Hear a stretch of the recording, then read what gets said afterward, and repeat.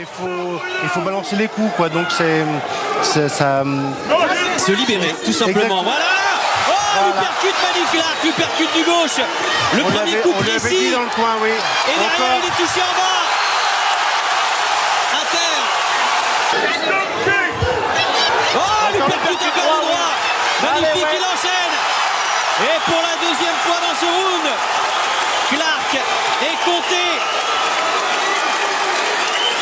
Ah, il va pas se relever. Ouais, il n'ira pas. Ouais. Non, là il va pas se relever. Ouais, il peut. Non. Ouais, non. Et on a même jeté l'éponge dans le clan de l'Américain. Tony, juste avant qu'on conclue et puis qu'on vous laisse aller retrouver les photographes quand même, un petit mot de votre entraîneur, de votre préparation. Qu'est-ce que vous a apporté Virgil Hunter? Qu'est-ce que ça vous apporte d'aller aux États-Unis? Ça vous permet d'être plus fort? C'est le meilleur coach au monde. Maintenant, je pense que les spécialistes de la boxe ont pu voir qu'en 3 mois, mon style il a déjà beaucoup évolué. Je repars dans 2 semaines, je suis vraiment focus. Ce combat-là, c'était pas la fin, c'était vraiment que le début.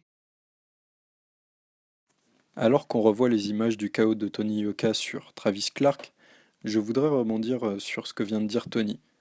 En effet, Tony, ton style a vraiment évolué depuis 3 mois. Et pour ceux qui ne l'auraient pas constaté, c'est justement ce qu'on va essayer d'analyser dans cette vidéo.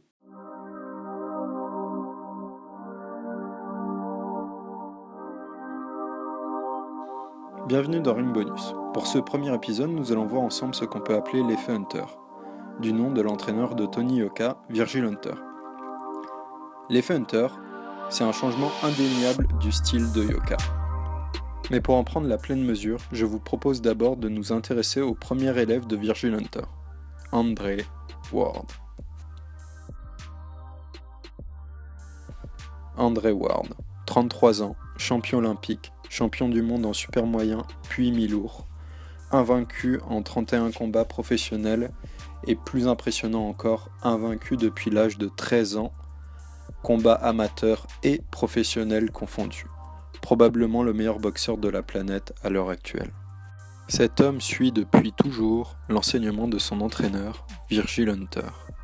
Et s'il y a bien une chose que Ward maîtrise à la perfection, c'est le contrôle du ring. On est en 2011. Ward se bat en championnat du monde contre Arthur Abraham. Vous voyez ici sa garde de base, c'est-à-dire sa position. Il est presque de profil, la main arrière au niveau du menton et la main avant légèrement avancée. Maintenant que les images se lancent, il y a 2 choses à voir. Ward se déplace latéralement et sa main avant est active pour mesurer la distance et gêner Abraham. Une seconde fois au ralenti.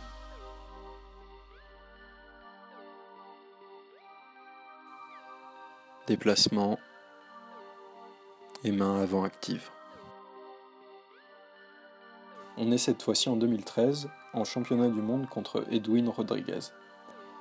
On va voir ici un autre exemple de main avant active qu'on pourrait appeler un jab de mesure. Voyez comment ce jab de mesure permet à Ward de jauger la distance et d'esquiver le crochet de Rodriguez.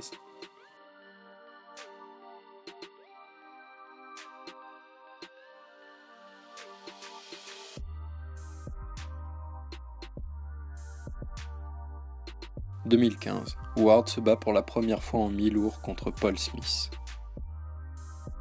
Il a une garde parfaite, se déplace latéralement, jauge la distance avec son jab de mesure, ou autrement dit sa main avant active. Il contrôle le ring à merveille.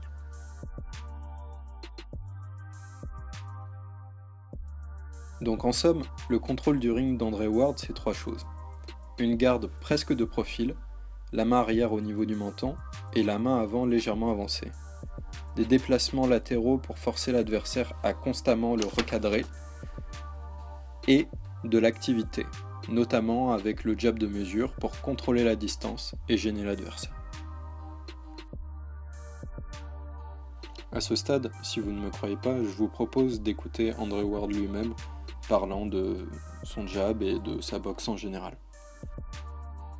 A jab can set up a lot for you, and a jab can also get you out of a lot of trouble. You get hit with a big shot and you're hurt, that jab can keep a guy off of you and keep him out of range, and it also allows you can win around with a jab if you know how to use it. So the jab is it's a lost art today. Can block with it and keep this here. If I got my right hand up to protect from a hook, you can throw whatever you want to throw.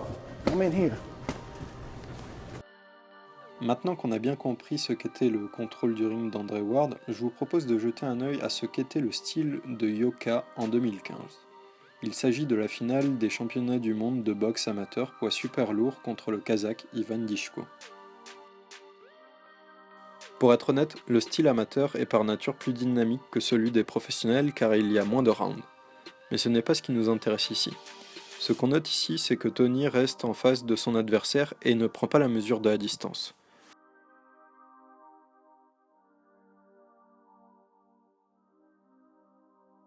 De conséquence à cela, Tony prend beaucoup de coups et en rate aussi beaucoup. Pour l'anecdote, il a malgré tout gagné le combat, mais il est clair que la tâche aurait été plus simple s'il avait été capable de contrôler le ring. 2 ans plus tard, un titre de champion olympique en poche et 3 mois d'entraînement auprès de Virgil Hunter, Yoka fait ses débuts chez les professionnels contre Travis Clark. Voici l'effet Hunter.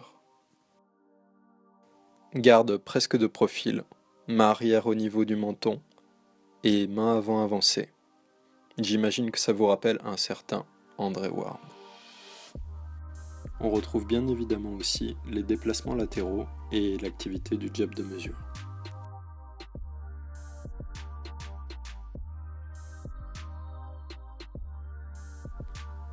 Nouvelle séquence ici avec cette excellente garde gênante pour l'adversaire et permettant la mesure de la distance. On ajoute aussi les déplacements latéraux.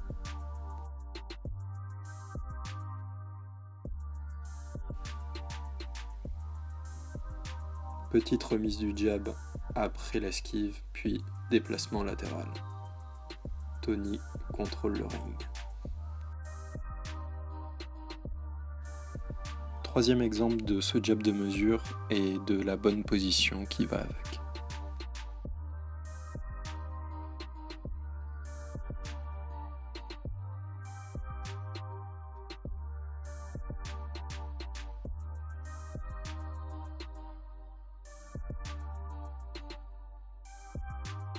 Et enfin, la séquence qui amène au KO quelques secondes plus tard.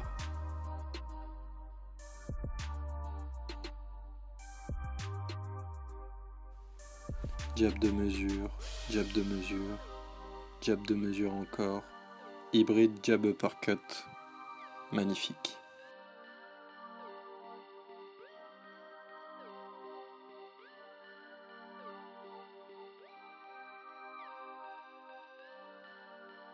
Si vous regardez encore cette vidéo, vous avez bien mérité un petit bonus qui se passe de commentaires.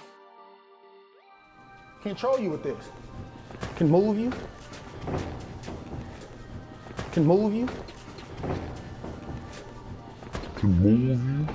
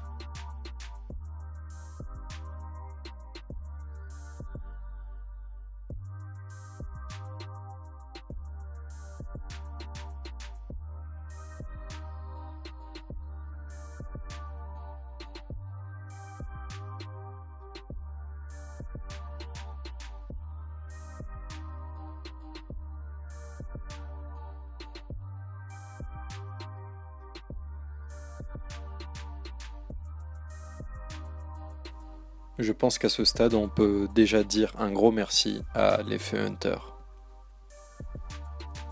Si vous avez aimé ce premier épisode de Ring Bonus et que vous souhaitez en voir d'autres, je vous invite à cliquer sur ces 3 boutons. S'abonner, la cloche et le petit pouce bleu. N'hésitez pas aussi à commenter ou à partager la vidéo. Les prochains épisodes vont arriver très vite, alors comme Tony, n'hésitez pas à garder le contact.